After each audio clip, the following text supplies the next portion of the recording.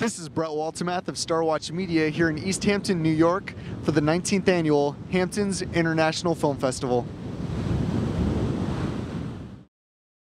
Brett Waltemath of Star Watch Media. We're here for the premiere of The Artist. Yes. Can you please discuss the film with us and a little bit about your role in the film? Well, the film is a silent, black and white, wonderful, entertaining, and very, very sophisticated, non-cynical, non-ironical film about a silent movie star at the advent of sound who resists because he feels he doesn't understand what the attraction is, and who puts his entire fortune and his career on the line for his last silent film, which fails. The market crashes. He loses his marriage. He loses his career, his self-respect. Becomes suicidal, but he's saved in the end. Mm-hmm. The wonderful thing about the film is the audience, because it is silent, the audience creates the narrative.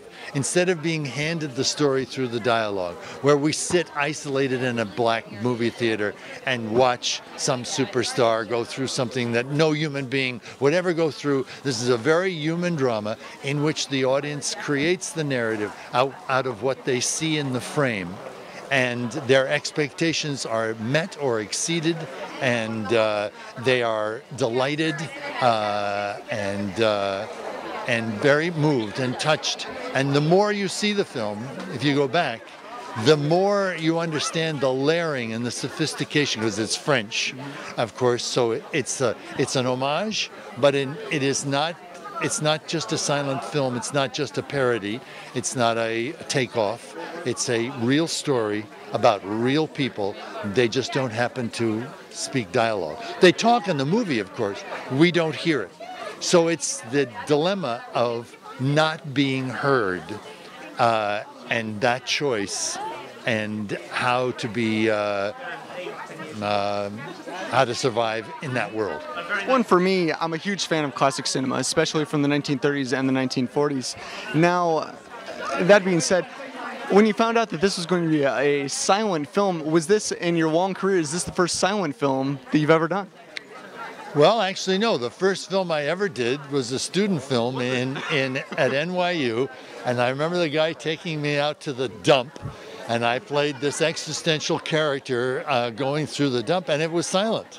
And I was trained on the stage, but I was also trained by a wonderful pantomime named Carlo Mazzoni in the Piccolo Milano tradition. We did a little Lecoq. So the idea of expressing something without words, especially as a character actor, because they often don't write these things for you. You have to do it with your face or your body. And so that part, what was intriguing was, can I communicate is this enough? Can I tell a story only with my face and my body? And I was delighted. It's an ensemble piece, which doesn't happen very often in Hollywood. Everybody contributes to the story. Everybody's important.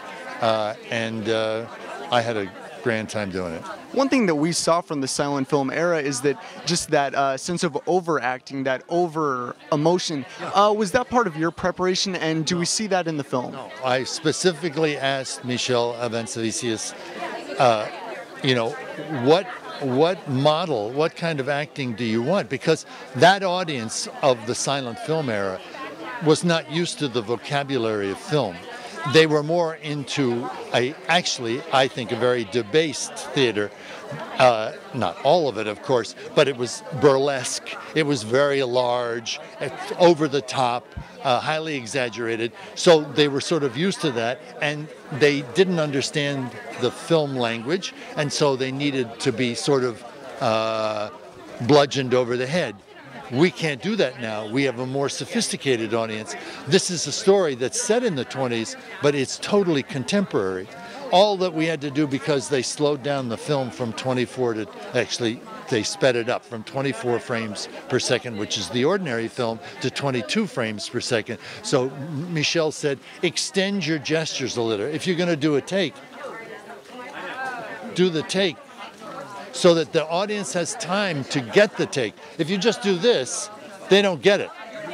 So basically, I think that's the only adjustment there was, and being sure that your intention was clear enough, that you were clear what you were doing, so that you helped tell the story.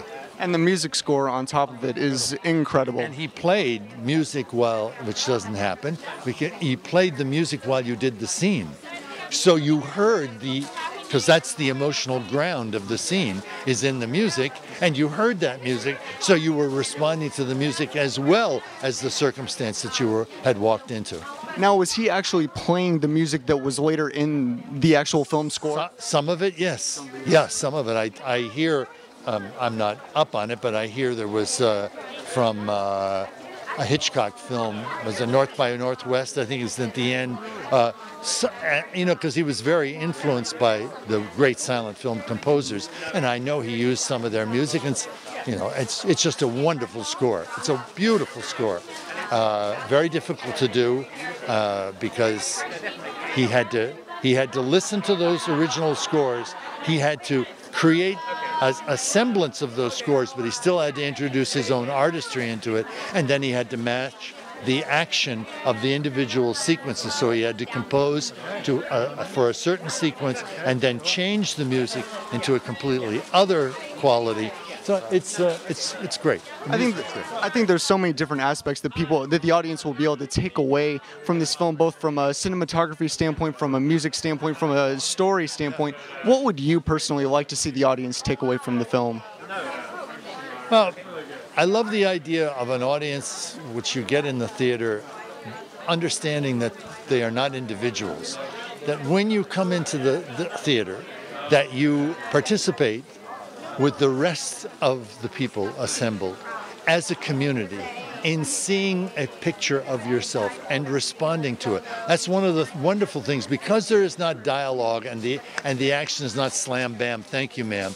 People in the audience in this film are more aware of the reaction of their fellow audience members, and they become much more expressive. Somebody said last night that they had never heard a New York audience cheer several times in a picture and be so vocal in their response to things, because they sit there silently in the dark and the thing is spoon-fed to them. Their eye is moved by the director to see exactly what the director wants you to see. There's really only one thing to watch, and that's the progression of the leading character through a lot of special effects and car crashes and explosions. Follow the sheep. Follow the sheep. And this is not. This is a community of human beings expressing a story in the earliest way we did it, silently with music and images, which is really what it is. It's just shadows on a wall anyway. After your incredible career and having worked with many of the finest filmmakers, actors, editors, cinematographers in the world, was it a pleasant surprise for you to still, after such an amazing career, be able to find something very uniquely different and something very special like this film to do? Yeah, I've been very lucky actually in my career that I have been offered things that have turned out to be, I would say, iconic. LA Confidential, Babe, I think Queen to a good degree. The Green Mile. Green Mile. I happen to be very fond of W. So I've been very fortunate. And when I got it and I saw the care and the artistry that Michel brought to the story, I think that was true for Penelope, for all of us. We wanted to be part. It's wonderful because there are two French actors that American audiences never heard of. I had never heard of them, but they're some of the sweetest American character actors, all supporting the story. And it doesn't matter that it's French, that the leads are French, that the money was French. It's a very American, but very international. So I'm delighted to be part of it. It was embraced at Cannes at the world premiere and just still being receiving all its acclaim. They danced in Telluride, they danced in the aisles at the end of the picture in joy for seeing that picture. Amazing. That's sweet? Yeah. Unbelievable. It was such a pleasure speaking with you. And I'll ask you one quick question. Yeah. Upcoming projects for you that we have to look forward to seeing you in. I'm going to do a production of King Lear, Shakespeare's King Lear, in Toronto and LA and hopefully in London. And I'm going to direct my first picture, which I adapted from a novel by Alessandro Barrico called Without Blood. to be shot in Cuba and Italy. And I'll ask you real quick, King Lear and Shakespeare are major passions of yours, and I overheard you earlier speaking of really showing England and showing Europe what an American group can do. Exactly. So often English companies come here and the press and the critics fall over themselves. I think that a lot of it is not as good as it could be, and a lot of times those same critics, when Americans do Shakespeare, they get really hoity and say, oh well, they don't know what they're doing, and I just want to go over there with something and knock their socks off. Almost as if they're both biased towards the other even before the production begins. Yeah, they're a little biased towards the English. They don't think it's really, he's not our kind of writer, but he is actually. Right. Wonderful. So best of luck and congratulations on a beautiful film and a miraculous career. I just want to say, I just did a picture in Canada called Still, which will be out sometime in the future in the fall, and it's a very, very sweet picture. So, yeah. We'll be sure to. Any word on when it will be coming out in theater? Not yet. I just finished it. He's editing the picture now, and but I just wanted to put it out there. Thank you so much for the time, sir. Really appreciate it. Really am.